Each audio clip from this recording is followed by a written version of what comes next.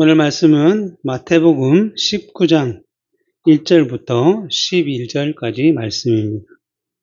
제가 봉독해 드리겠습니다.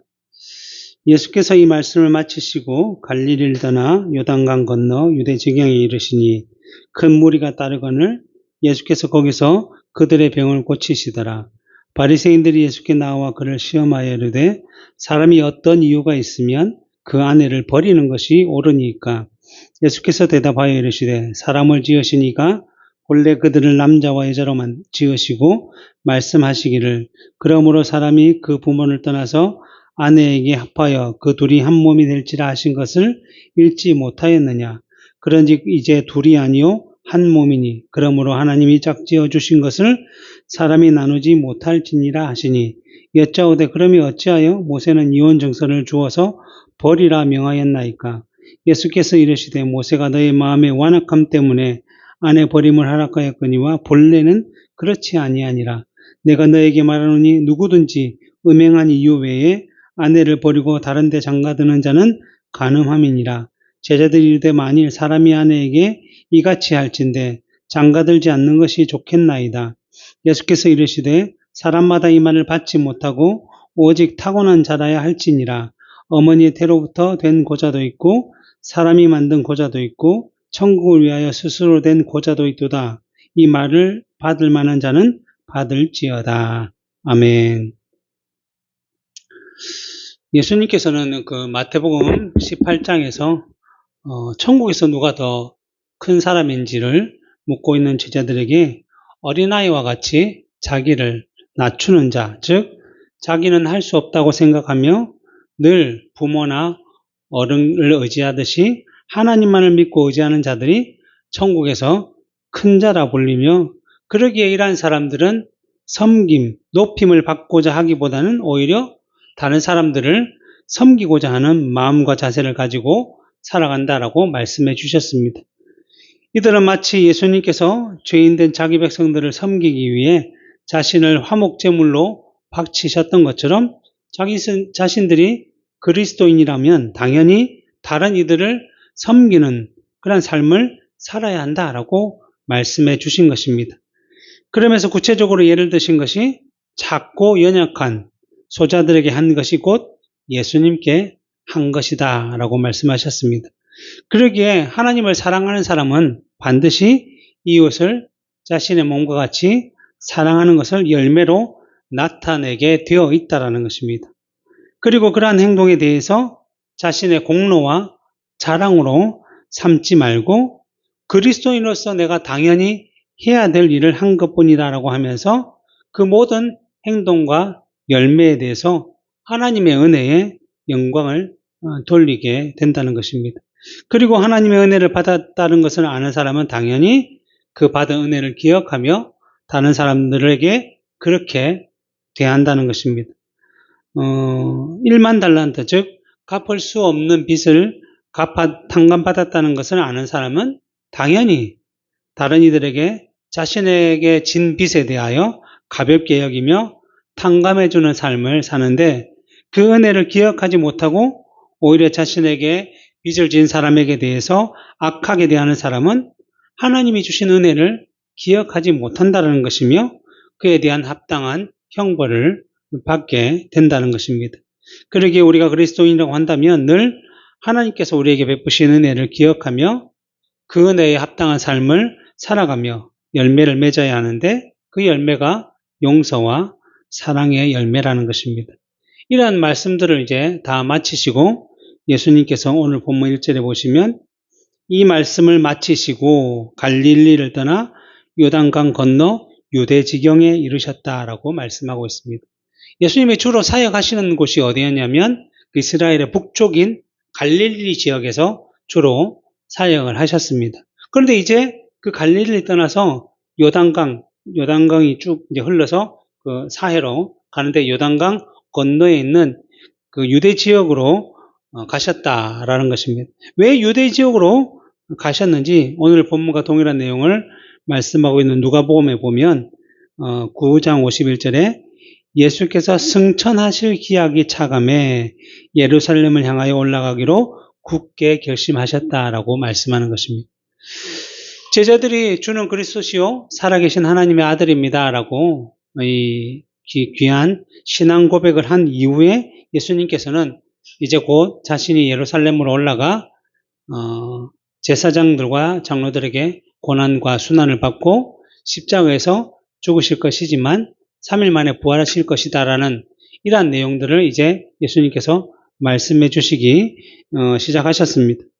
근데 이러한 말씀을 주로 이제 갈릴리에서 하시다가 이제 그러한 때가 이제 곧 이루어질 때가 되었기 때문에 예수님께서는 그동안 사역하시던 갈릴리를 떠나서 유대 지역 또 예루살렘 지역으로 이동하셨다는 것입니다. 그래서 승천할 기약, 즉 십자가에서 죽으시고 부활하심으로 구원을 온전하게 성취하신 후에 하늘나라로 가실 때가 가까이 오자 이 말씀을 이루기 위해서 점점 발걸음을 옮기셨다는 것입니다. 근데 아직 그 완전한 순환의 때가 이루어지지 아니했기 때문에 여전히 예수님을 따르는 무리들은 많았던 것이고 그러한 자들에게 늘 해오셨던 것처럼 그들의 병을 고치시고 귀신자들을 치유하시면서 내가 너희의 영원한 죄를 사실 메시아이심을 계속적으로 보여주셨습니다. 그런데 이러한 공생의 사역을 계속하시면서 예루살렘을 향하여 점점 올라가시는 그 소문을 이제 예루살렘에 있었던 바리새인들이 또 듣게 되었고 이 등장을 해서 엉뚱한 질문을 하는데 오늘 본문 3절에 보시면 바리새인들이 예수님께 나와 그를 시험하여 이르되 사람이 어떤 이유가 있으면 그 아내를 버리는 것이 옳으니까 라고 질문을 했다는 것입니다.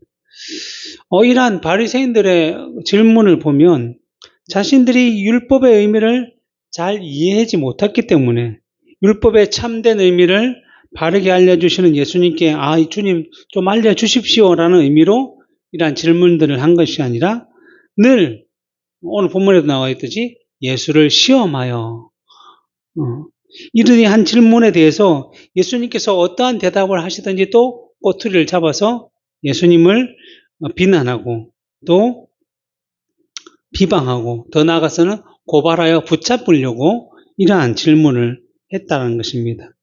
실제로 이들의 질문은 신명기 24장 1절에 근거로 해서 질문을 한 것인데 그 신명기 내용을 보면 사람이 아내를 맞이하여 데려온 후에 그에게 수치되는 일이 있음을 발견하고 그를 기뻐하지 아니하면 이혼 증서를 써서 그의 손에 주고 그를 자기의 집으로 내보낼 것이요 라는 이 말씀을 근거로 예수님께 질문을 한 것입니다. 그러기에 율법에 분명하게 아내에게 수치되는 일이 있다라고 한다면 이혼 증서를 써서 자신의 집에 돌려보내도 된다라고 말씀하고 있으니 그러한 이유로 아내를 우리가 버려도 좋습니까? 라고 예수님께 물은 것입니다. 이들의 의도는 예수님께서 그래 율법에 그렇게 쓰여져 있으니 버려도 좋다라고 한다면 이전에 산상수훈에서 마태복음 5장 32절에 예수님께서 뭐라고 말씀하셨냐면 나는 너에게 이르노니 누구든지 음행한 이유 없이 아내를 버리면 이는 그로 간음하게 함이요 또 누구든지 버림받은 여자에게 장가드는 자도 간음합니다 라고 말씀하신 것이나 늘 또 이 말씀을 통해서 서로 용서하고 사랑하라고 하신 그 예수님께서 하신 말씀들이 앞뒤가 맞지 않다라고 생각하면서 비난하고 그를 따르는 무리들에게 예수님은 전에는 이렇게 말씀하셨는데 이번에 또 이렇게 말씀하신다. 너희들 예수님을 따르지 말라. 그리고 차라리 우리의 가르침을 받고 계속적으로 율법을 지키자. 이런 의미로 말을 하고자 했다는 것입니다. 그리고 예수님께서 그동안 말씀하셨던 대로 그래도 아내를 사랑하고 용서하고 율법보다는 더 너희들이 아껴주어야 한다라고 대답을 하면 예수님은 율법을 지키지 않고 율법을 지키지 못하도록 조장하는 사람이다라고 공회에 고발해서 예수님을 붙잡으려고 하는 이러한 계획, 악한 마음으로 시험을 하며 질문을 한 것입니다. 그러나 우리가 우문현답이라고 하듯이 어리석은 질문에 예수님께서는 늘 가장 현명한 대답으로 답을 주심으로 그들로 하여금 더 이상 말 못하게 하셨듯이 이번에도 그들이 오해하고 있는 율법의 참된 의미, 그 근본적인 내용을 설명해 주심으로 말미암아 그들의 질문을 막으심을 볼 수 있습니다. 오늘 본문 4절부터 6절을 보시면 예수께서 대답하여 이르시되 사람을 지으신 이가 본래 그들을 남자와 여자로 지으시고 말씀하시기를 그러므로 사람이 그 부모를 떠나서 아내에게 합하여 그 둘이 한 몸이 될지니라 하신 것을 읽지 못하였느냐. 그런즉 이제 둘이 아니요 한 몸이니 그러므로 하나님이 짝지어 주신 것을 사람이 나누지 못할지다 라고 말씀해 주셨습니다. 예수님께서는 지금 이렇게 말씀하신 이유는 무엇인가 하면 그 당시 바리새인과 그들로부터 배웠던 그 유대인들이 이혼에 대한 생각, 그 자세, 그 태도, 그 정신이 문제다라고 말씀하시는 것입니다. 앞에서 말씀드렸던 것처럼 신명기의 말씀에 사람이 아내를 맞이하여 데려온 후에 그에게 수치되는 일이 있음을 발견하면 인증서를 써서 자기 집으로 돌려보내라고 했는데 여기서 수치되는 일에 대해서 예수님께서는 마태복음 5장에서 음행 외에는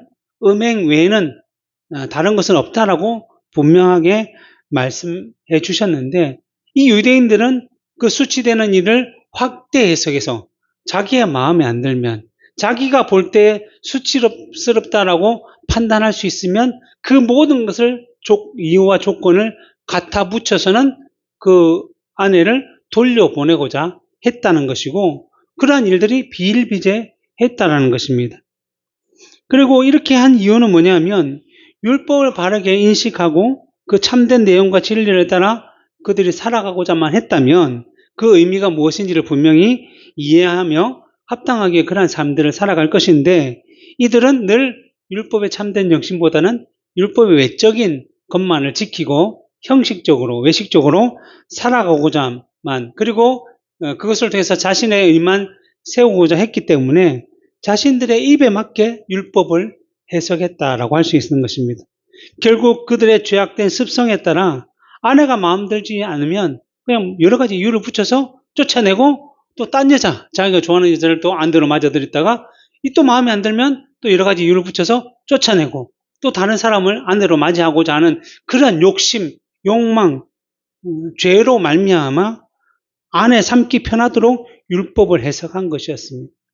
이것은 마치 창세기 6장 1절부터 2절에서 사람이 땅 위에 번성하기 시작할 때에 그들에게서 딸들이 나니 하나님의 아들들이 사람의 딸들의 아름다움을 보고 자기들이 좋아하는 모든 여자를 아내로 삼는지라 라고 말씀하신 것처럼 죄된 사람이 자기의 본성, 욕심에 따라 살아가므로 하나님이 세우신 그 가정과 결혼의 질서를 무너뜨리고 있다라고 말씀하는 것입니다. 그래서 하나님께서 창세기 6장 3절에 뭐라고 말씀하셨냐면 여호와께서 이르시되 나의 영이 영원히 사람과 함께하지 아니하리니 죄된 사람들과 함께하지 않는다는 거죠. 이는 그들이 육신이 되었기 때문이다. 그들은 이제 육신이 되었기 때문에 하나님께서 그들과 함께하지 않는다라고 말씀하신 것입니다. 그리고 로마서 8장 6절부터 8절에 보면 무슨 말씀이냐면 육신을 따르는 자는 육신의 일을 영을 따르는 자는 영의 일을 생각하나니 육신의 생각은 사망이요 영의 생각은 생명과 평안이니라.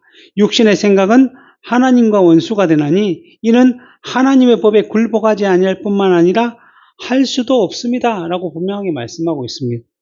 결국 율법에 대한 바른 의미를 찾고자 하나님을 의지하지 않고 자신들의 생각과 판단으로 마음대로 해석해버린 결과 하나님의 법이 아니라 자기들이 좋아하는 대로 율법을 해석해서는 육신을 따라 좋아하는 대로 아내를 버리고 취하고자 했다라는 것입니다. 그래서 이러한 의미의 악한 생각과 행동에 대해서 율법의 참된 정신과 의미를 가르쳐 주시기 위해서 결혼을 제정하신 하나님의 참된 의미와 의도를 말씀해 주심으로 예수님께서는 그들을 책망해 주십니다. 먼저 본문 4절에 보면 예수께서 대답하여 이르시되 사람을 지으시니가 본래 그들을 남자와 여자로 지으셨다라고 말씀하고 있습니다. 이 말씀은 창세기 1장 27절에 하나님이 자기 형상, 곧 하나님의 형상대로 사람을 창조하시되 남자와 여자를 창조하시고 라는 말씀을 인용한 것이죠. 하나님께서 창세전에 작정하신 그 뜻을 따라 하늘과 땅의 모든 만물을 다 지으시고 제일 마지막 날에 누구를 창조하셨냐면 아담, 남자를 창조하셨습니다. 그리고 남자를 창조하신 후에 그가 혼자 있는 것이 보기 좋지 않아서 하나님께서는 그의 갈비뼈를 취해서 그의 아내인 하와 여자를 창조하셨습니다. 그래서 창세기 2장 22절 24절에 보면 여호와 하나님이 아담에게서 취하신 그 갈빗대로 여자를 만드시고 그를 아담에게 이끌어 오시니 아담이 이르되 이는 내 뼈 중에 뼈요 살 중에 살이라 이것을 남자에게서 취하였은즉 여자라 부리라 하니라. 이러므로 남자가 부모를 떠나 그의 아내와 합하여 둘이 한 몸을 이룰지로다 라고 말씀이 되어 있습니다. 이처럼 하나님께서 남자를 만드시고 그 남자의 갈비뼈로 여자를 만드셔서 둘이 하나가 될 수 있도록 직접 인도해 주셨다는 것입니다.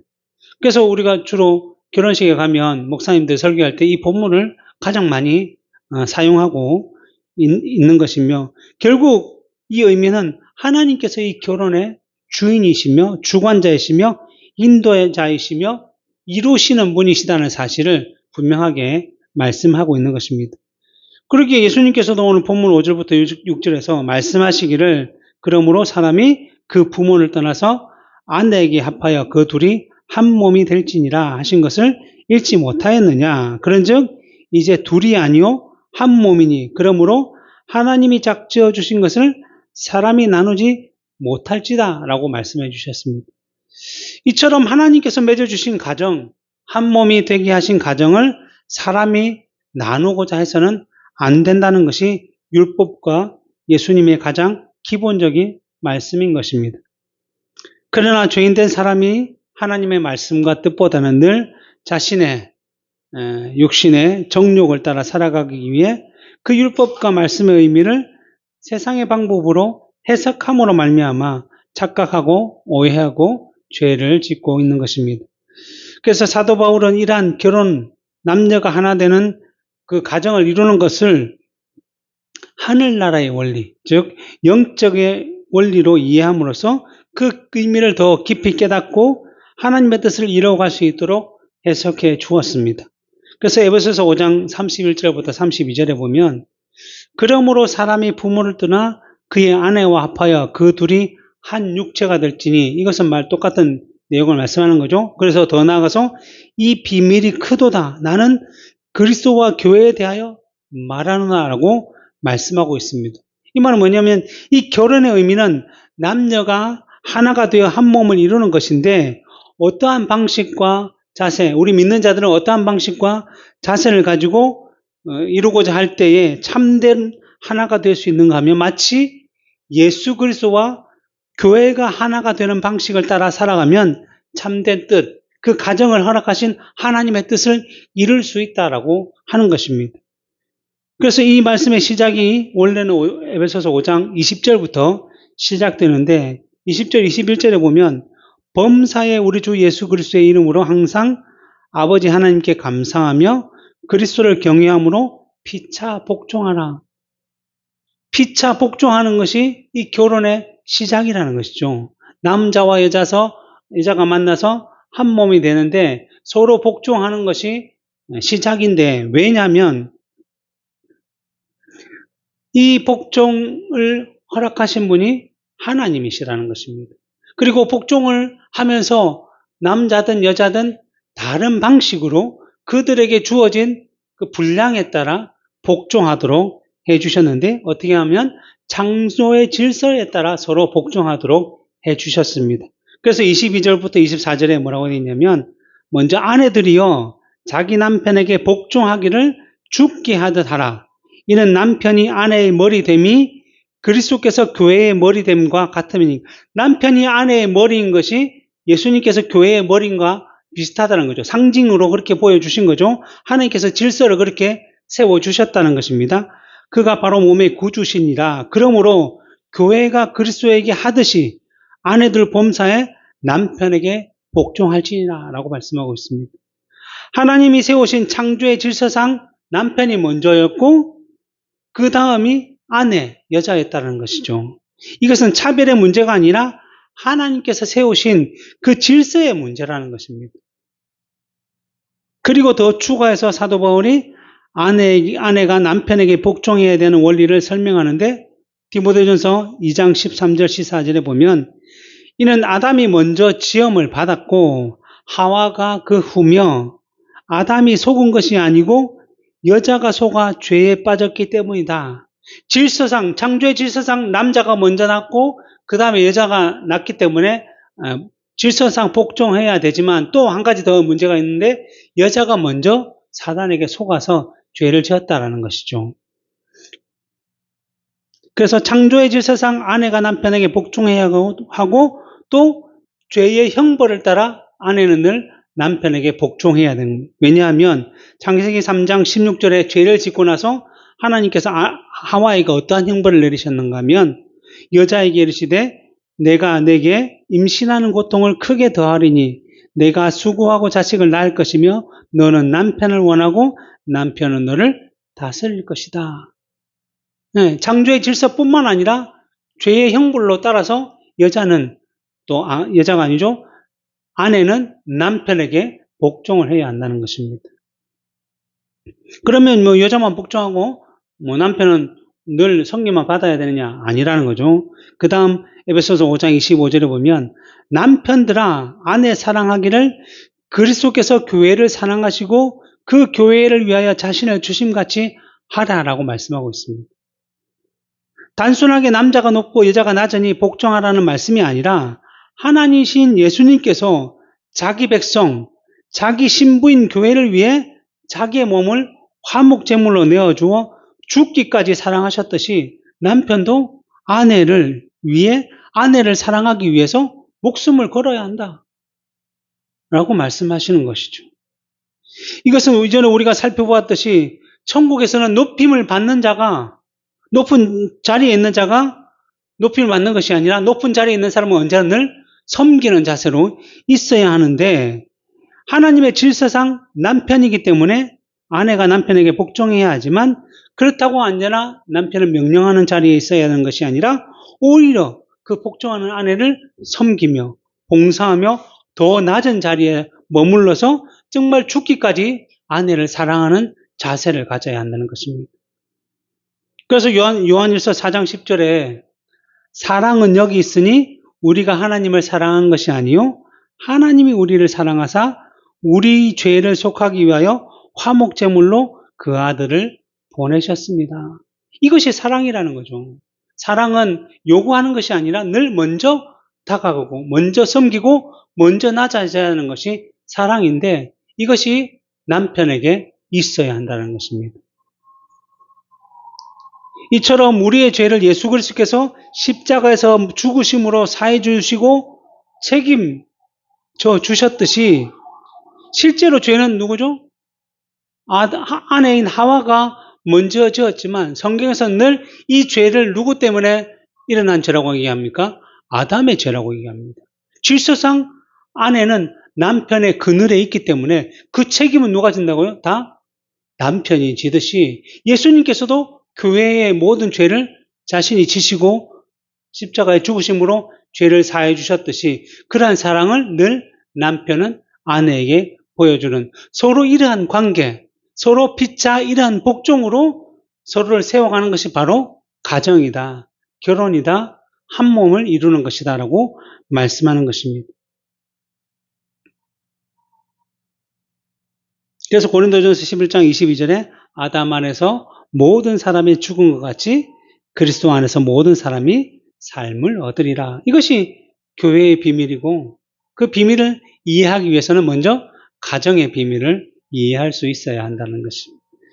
이러한 창조의 질서와 남녀의 결합인 결혼을 통해서 하나님께서는 자기 백성들에게 무엇을 가르치고자 하신 것인가 하면 교회의 머리 되신 예수님, 우리의 신랑 되시는 예수님과의 연합을 가르치고자 하셨던 것입니다.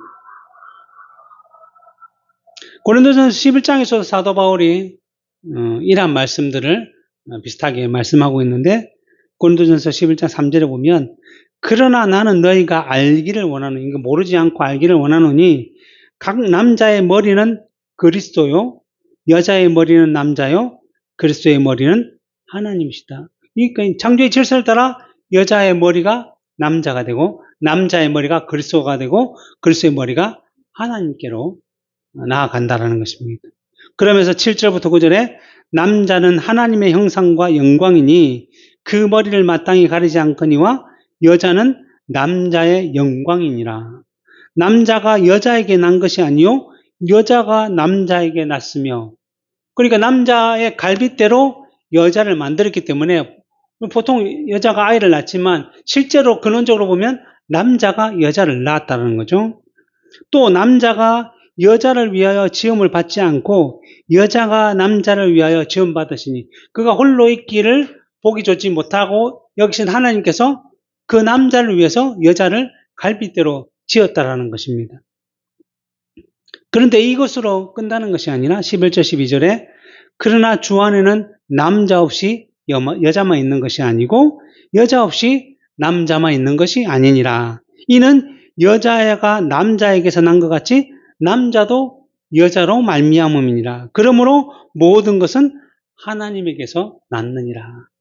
피차 복종하는 의미가 서로 사랑하고 서로 돕고 서로 이해하는 부분이 있고 창조의 질서상 남자가 먼저이지만 실제로 이 땅에서 태어나는 것도 남자는 여자에게서 태어나는 것이니 늘 남자와 여자는 똑같다라고 말씀하는 것입니다. 실제로는. 그리고 그 똑같음을 유지하는 방식이 다를 뿐이지 그 방식을 제대로 유지하면 무엇을 기억할 수 있냐면 교회와 그리스도와의 관계를 이해할 수 있고 교회와 그리스도의 관계를 이해하는 자들은 하나님께로 났다는 것을 모든 것이 하나님으로 말미암은 것을 알고 감사하며 순종하며 영광을 돌릴 수 있다라고 말씀하는 것입니다. 그래서 이 모든 질서를 세우시고 창조하신 분이 곧 하나님이시라는 것을 말씀하고 있는 것이며 그러기에 우리가 하나님의 백성 자녀라고 한다면 당연하게 하나님께서 말씀하시는 대로 기억하며 순종하며 감사하는 것이 합당하다라고 말씀하는 것입니다. 그리고 에베소서 5장 26절 27절에 이는 하나님께서 왜 이러한 질서를 통해서 가정과 또 교회에 대해서 설명하고 있는가 하면 이는 곧 물로 씻어 말씀으로 깨끗하게 하사 거룩하게 하시고 자기 앞에 영광스러운 교회로 세우사 누구를 하나님의 백성들을 그 교회로 세우사 티나 주름 잡힌 것이나 이런 것들이 없이 거룩하고 흠이 없도록 하기 위해서다. 이들이 이런 것을 통해서 거룩하고 흠이 없게 하나님 앞에 믿음이 자라고 설 수 있도록 하나님께서 이러한 은혜를 베푸셨다는 것입니다. 그러기에 하나님께서 가정해 주신 목적을 바르게 이해하고 그 뜻대로 이루며 살아갈 때에 곧 하나님께서 교회를 주신 그 목적을 더 잘 이해하게 되고 그로 인해 거룩하고 흠이 없이 각자의 신앙과 가정과 교회를 바르게 세워가는 것이다 라고 말씀하는 것입니다. 이러한 의미로 예수님께서 그들에게 여자가 잘못하면 아내가 잘못하면 버려도 됩니까? 라는 질문에 하나님이 짝지어 주신 것을 사람이 나누지 못할지다 라고 율법에 참된 내용을 말씀해 주신 것입니다. 그런데 바리새인들은 그들의 마음이 늘 언제나 하나님의 말씀, 하나님의 뜻이 아닌 세상인 것으로 또 자기의 욕심과 욕망으로 가득 차 있었기 때문에 예수님께서 말씀하신 율법의 참된 정신을 깨닫지 못하고 도리어 다시 반문하기를 그렇다면 왜 모세는 율법의 이혼 정서를 주어서 버리라고 말씀하셨는가? 라고 질문한 것이죠.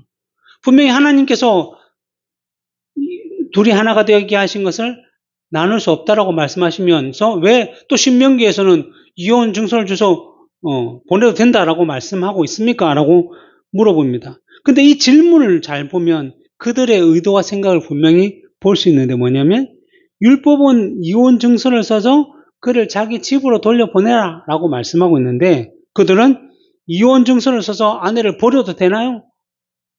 목적이 뭡니까? 아내를 버리기 위한 목적이 더 크다라는 것을 우리가 볼 수 있죠.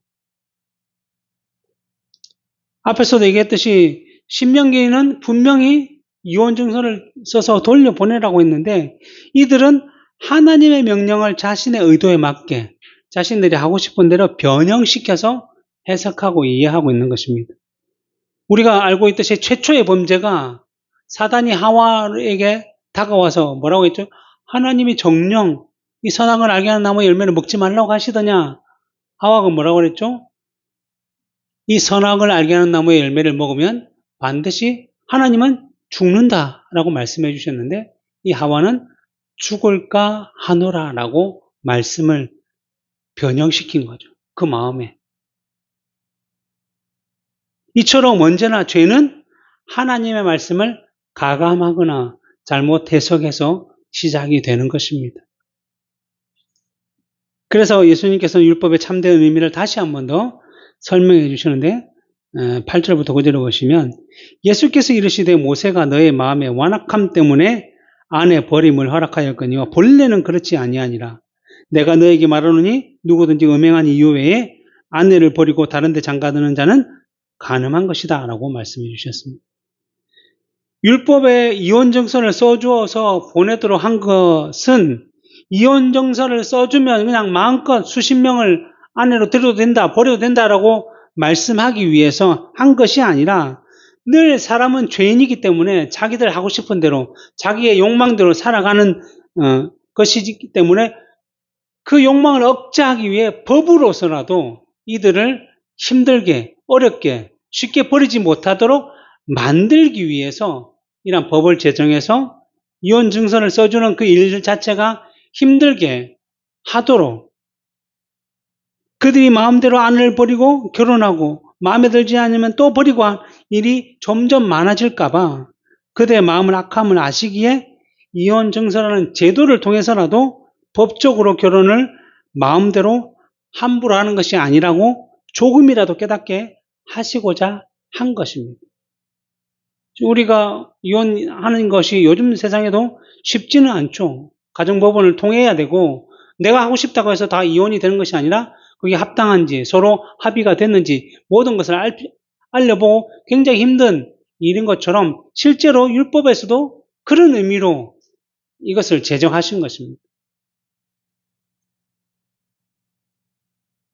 그렇기 때문에 이들이 생각한 대로 단지 그냥 이혼증서만 쓰면 보내야만 가벼운 것이 아니라 결코 너희들을 허락한 것이 아니라 이런 일들을 통해서 조금이라도 그 죄악에 대한 것을 깨달을 수 있도록 주신 것이고 예수님이 더 강력하게 음행한 영고 그들이 생각하는 수치스러운 일을 모두를 다 이해해 주시는 것이 아니라 음행한 예는 아내를 버릴 수 없도록 말씀해 주셨습니다. 그런데 좀 더 놀라운 사실은 오늘 본문 10절에 등장하는데 제자들이 이르되 만일 사람이 아내에게 이같이 할진대 장가들지 않는 것이 더 좋겠습니다 라고 대답을 했다는 거죠. 바리새인이나 그들에게 배운 유대인들이 자기 원하는 대로 여자를 고르기 위해 수치스러운 일이라는 것을 마음대로 해석해서 이혼 증서만 써주면 괜찮다라고 생각해서 주장을 하고 있었는데 실제로 일반적인 관습적으로 그들이 그렇게 살아가고 있는데 제자들도 여전히 그러한 세상의 영향을 받아서 그것을 벗어나지 못해서 그러면 결혼 안 하는 것이 더 낫겠는데 라고 예수님께 물었다는 거죠. 제자들로 하여금 늘 영적인 것에 관심을 가지고 마음을 하늘에 두라고 말씀하셨지만 이 믿음이 약한 제자들은 늘 주변의 사람들의 생각, 주변의 사회의 관습, 세상에 것에 더 마음을 빼앗겨서는 그 바리새인의 말에 동조를 해서 그렇다면 결혼하다가 그냥 힘들고 어려우면 좀 헤어지면 되는데 헤어지지 못한다 그렇다면 차라리 안 하는 것이 낫지 않겠습니까? 라고 세상적인 마음으로 예수님께 질문을 한 것이죠. 그렇다고 한다면 보통 우리 같았으면 아직도 정신도 못 차리고 있느냐라고 책망을 하실 것인데 예수님께서는 그 제자들의 마음을 더 돕기 위해 그들의 마음을 더 하늘로 향할 수 있도록 하기 위해 세상적인 것을 벗어나도록 하기 위해 또 자세하게 설명해 주십니다. 11절 12절에 보면 예수께서 이르시되 사람마다 이 말을 받지 못하고 오직 타고난 자라 할지니라. 결혼을 안 하는 게 더 좋지 않겠습니까? 라는 말에 결혼을 하지 않는 것은 내 마음대로 할 수 있는 것이 아니라 하나님께서 그로 하여금 그것을 받도록 하신 자만이 할 수 있다는 거예요. 이 말은 무슨 말이에요? 내 마음대로 할 수 있는 것이 아니라 하나님께 달려있다라고 말씀합니다. 그러면서 예를 든 것이 어머니의 태로부터 된 고자도 있고 사람이 만든 고자도 있고 천국을 위하여 스스로 된 고자도 있도다. 이 말을 받을 만한 자는 받을지어다 라고 말씀해 주셨습니다. 누구나 결혼 생활이 어렵고 자기 마음대로 하지 못한다고 해서 안 해야 한다라고 말씀하시는 것이 아니라 창조의 질서를 따라 주어진 명령, 가장 기본적인 명령은 바로 이것입니다. 창세기 1장 27절, 28절에 보면 하나님이 자기 형상, 곧 하나님의 형상대로 사람을 창조하시되 남자와 여자를 창조하시고 하나님이 그들에게 복을 주시며 하나님이 그들에게 이르시되 생육하고 번성하여 땅에 충만하라, 땅을 정복하라, 바다의 물고기와 하늘의 새와 땅에 움직이는 모든 생물을 다스리라 하시니라. 이것이 바로 창조의 명령이에요. 남자는 여자는 태어나면 반드시 때가 되면 하나가 되어서 생육하고 번성해서 땅을 정복하는 것이 바로 하나님의 명령이라는 거예요. 창조의 명령이. 이게 바른 질서라는 것이죠. 그리고 그러한 질서를 이루기 위해서 늘 결혼은 해야 한다라고 말씀하는 것입니다. 그런데 그러한 가운데 하나님께서 주신 분량에 따라 결혼을 하지 않아도 되는 사람들이 있다라고 하는 것입니다. 그래서 그런 사람은 어떠한 사람은 어머니의 태로부터, 즉 태어나면서부터 씨를 맺지 못하는 고자도 있고, 또 때로는 살다가 여러 가지 불의의 사고로 씨를 맺지 못하는 고자가 된 사람도 있고, 또 어떤 사람이 있냐면 우리나라 이전에 조선시대에 내시나 황관처럼 국내에 있는 여인들을 돕기 위해서 그렇게 사람이 만든 고자도 있고, 마지막으로 뭐라고 해야 되죠? 천국을 위하여 스스로 된 고자. 즉 사도 바울은 결혼을 하지 않고 그 소아시아와 유럽에 복음을 전하기 위해서 자신의 인생을 바쳤던 것처럼 그러한 복음을 위해서 그렇게 준비되고 예배된 사람들은 괜찮다. 그러나 그러한 사람, 특별한 그러한 은사를 받지 않는 사람은 무조건 결혼을 해야 한다는 것이 창조의 명령이라는 것입니다. 그래서 사도 바울이 뭐라고 되어 있냐면 고린도전서 7장 28절에 보면 장가가도 죄 짓는 것이 아니요 처녀가 시집가도 죄 짓는 것이 아니다 라고 말씀하고 있고, 32절 34절에는 너희가 염려 없기를 원하노라. 장가가지 않는 자는 주의 일을 염려하여 어찌하여 주를 기쁘실까 할까 하되 장가간 자는 세상 일을 염려하여 어찌하여 아내를 기쁘게 할까라고 하며 마음이 갈라지며, 또 시집가지 않은 자와 처녀는 주의 일을 염려하여 몸과 영을 다 거룩하게 하려 하되 시집간 자는 세상 일을 염려하여 어찌하여 남편을 기쁘게 할까 한다라고. 일반적으로 보면 남자와 여자하고 결혼을 하면 늘 눈에 보이는 것에 앞서기 때문에, 결혼했기 때문에 남자는 여자를 어떻게 기쁘게 할까, 또 남자는 여자는 남자를 어떻게 기쁘게 할까, 이러한 일로 인해서 주의 일을 하는데 조금 방해가 될 수 있고, 주의 근심과 염려가 아니라 세상의 염려와 근심이 일어날 수가 있다라는 것입니다.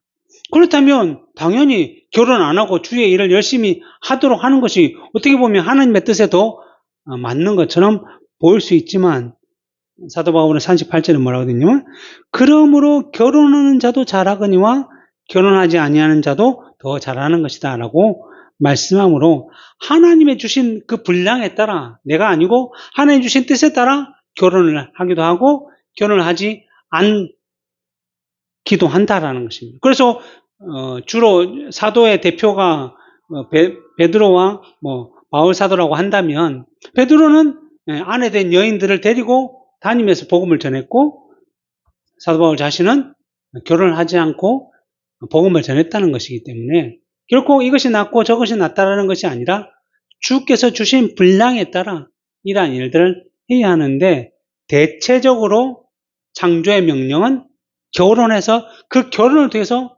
그 가정이 하나가 되고, 그 가정이 하나 되는 일들을 통해서 무엇을 보냐면 교회와 주님의 연합을 보게 되고, 교회와 주님의 연합을 이해하는 자는 그 삼위일체 하나님의 놀라우신 은혜를 기억하며 살아갈 수 있다라고 하는 것입니다. 이제 말씀을 맺도록 하겠습니다. 바리새인과 유대인들의 죄는 하나님의 율법, 하나님의 말씀을 자기 자신들이 하고 싶은 대로, 유리한 대로 해석하고 이해하고 행동을 한 것입니다. 앞에서도 말씀드렸듯이 죄의 시작이 하나님의 말씀을 가감하는 데부터 시작되었듯이, 예수님 당시나 오늘날이나 언제나 이런 일들은 늘 존재한다는 것입니다. 중세시대의 로마 가톨릭은 사제나 신부, 그 남자를 또 수녀, 그래서 이 직분자들을 결혼하지 못하도록 자기들이 스스로 제도를 만들어 버림으로써 하나님께서 하신 창조의 질서를 먼저 깨뜨리고 있었던 것이고, 결국은 그 로마 가톨릭의 부패와 타락으로 인해 종교개혁이 시작이 된 것입니다. 이처럼 하나님의 말씀을 가감하게 되면 늘 그곳에는 부패와 타락이 존재하게 됐고, 그로 인해 하나님의 보응이 반드시 일어난다고 할 수 있는 것입니다.